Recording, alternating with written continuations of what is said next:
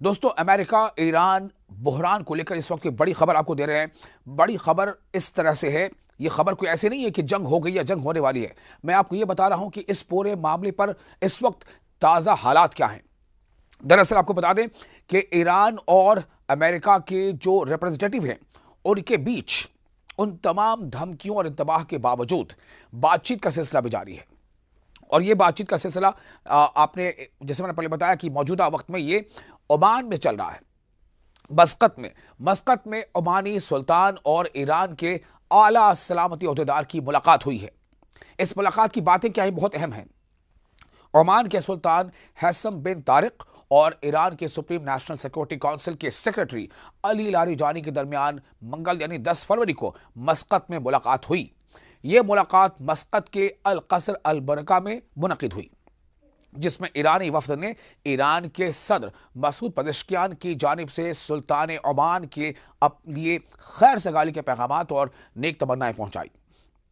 और जवाबन सुल्तान ओमान ने मेहमानों से कहा कि वो सदर पज़ेश्कियान को उनकी जानिब से सलाम पहुंचाएं और ईरान के लिए मजीद इस्तेहकाम और खुशहाली की ख्वाहिश का इजहार करें। दरअसल जो न्यूज़ एजेंसी है या जो ज़राए हैं ओमान के, उसके मुताबिक मुलाकात में ईरान और अमरीका के दरमियान मुज़ाकरात की ताज़ा सूरत हाल पर तबादला ख्याल किया गया और तमाम फरीकों के लिए मुतवाज़न और मुनसिफाना मुआहदे के हुसूल के मुमकिन रास्तों पर गौर किया गया।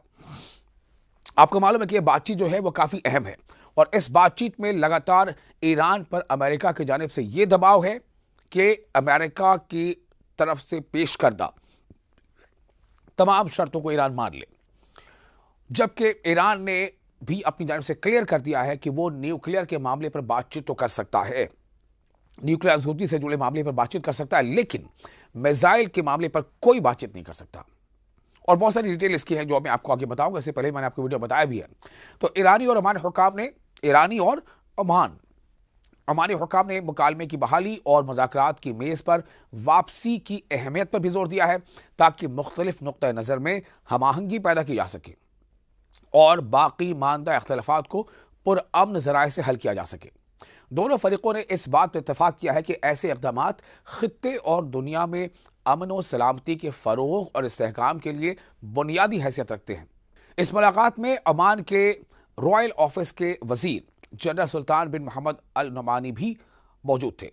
दोस्तों, सबसे अहम बात इस मुलाकात की यह है कि इससे ये पता चल रहा है कि अमेरिका जिस जारहाना तौर पर और जिस तेजी के साथ उसने ईरान की घेराबंदी करने की कोशिश की थी समंदर में, उसमें आखिर ये लचक क्यों आई है, ये बहुत बड़ा सवाल है। और इस लचक को एक हिकमत अमली माना जा सकता है, लेकिन इस बात से कोई दो राय नहीं है, इस पे कोई कहने की दूसरी सोच की बात नहीं है कि कहीं ना कहीं अमेरिका भी इस बात को बखूबी समझ चुका है कि ईरान पर फुल फ्लेज हमला करना या वॉर जैसे सिचुएशन तक आना ये अमेरिका के लिए भी बहुत आसान नहीं होगा। और यही वजह है कि अब जो डायलॉग है उसमें लगातार तेजी आ रही है।